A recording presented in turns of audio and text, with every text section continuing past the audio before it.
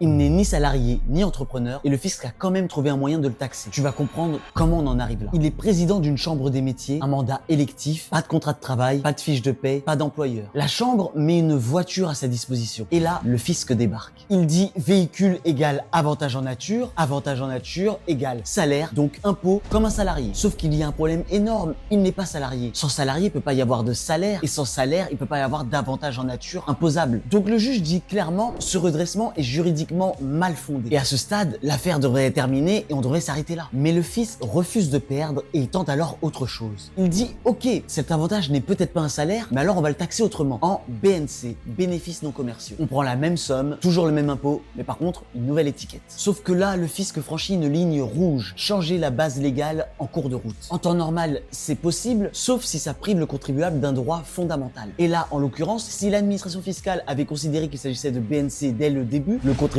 aurait pu saisir une commission pour s'en défendre. Mais là, on est devant les tribunaux et il peut plus saisir cette commission. Et donc, dans notre cas, le changement de base légale a privé le contribuable d'un droit fondamental, donc le redressement doit être complètement annulé. Qui veut la peau du contribuable? Abonnez-vous, le prochain épisode pourrait bien vous concerner.